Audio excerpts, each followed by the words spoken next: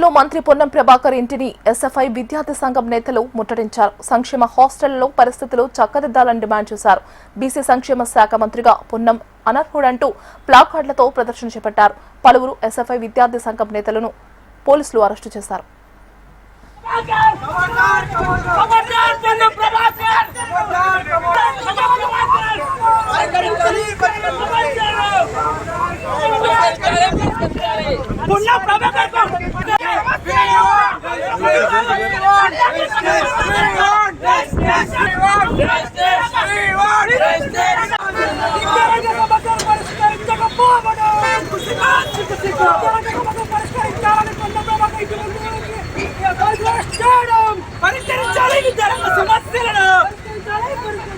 ప్రభాకర్ ఇంతవరకు కూడా సంక్షేమ హాస్టల్ గురించి పట్టించుకుని దాఖలాలు ఈ రాష్ట్రంలో లేవు.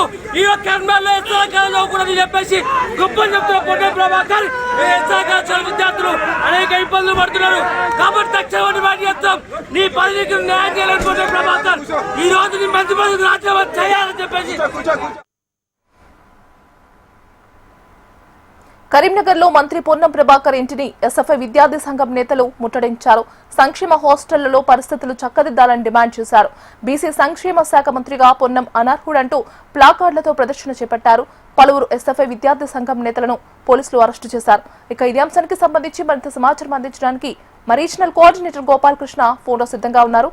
గోపాలకృష్ణ, కరీంనగర్ లో మంత్రి పొన్నం ప్రభాకర్ ఇంటి సమీపంలో చోటు చేసుకుంది. ఎస్ఎఫ్ఐ విద్యార్థి సంఘాలు కొంతమంది విద్యార్థులతో ఒక్కసారిగా మెరుపుగా వచ్చి పొన్నం ప్రభాకర్ ఇంటిని ముట్టడించారు. దీంతో పోలీసులు వారిని అడ్డుకునేటువంటి ప్రయత్నం చేయడంతో ఇటు విద్యార్థి సంఘాలు విద్యార్థులకు పోలీసులకు మధ్య తీవ్రమైనటువంటి తోపులాట జరిగింది. ఈ క్రమంలో విద్యార్థి సంఘాల నాయకులు కొంతమంది విద్యార్థులను పోలీసులు అరెస్ట్ చేశారు. ముఖ్యంగా స్కాలర్షిప్లు అలాగే ఫీజు రీయింబర్స్మెంట్ కి సంబంధించిన అంశంతో పాటుగా సంక్షేమ శాఖల్లోని కొన్ని విద్యార్థులకు సంబంధించినటువంటి హాస్టల్స్, గురుకులాలు ప్రైవేటు భవనాల్లో ఉన్నాయి. వాటికి పర్మనెంట్ భవనాలు కేటాయించడంతో పాటుగా ఫీజు రీయింబర్స్మెంట్ అట్లాగే విద్యార్థులకు సంబంధించినటువంటి వసతుల కల్పనలో ప్రభుత్వం విఫలమైంది. ముఖ్యంగా సంక్షేమ శాఖ మంత్రిగా పొన్నం ప్రభాకర్ సంక్షేమ శాఖలోని ప్రభుత్వ పాఠశాలలు సరిగా పట్టించుకోవడం లేదు అనేటువంటి ఆరోపణలు చేస్తూ విద్యార్థి సంఘాలు ఒక్కసారిగా చేసిన ఈ ఉద్రిక్తమైనటువంటి పరిస్థితి నడుమ చేసినటువంటి ముట్టడి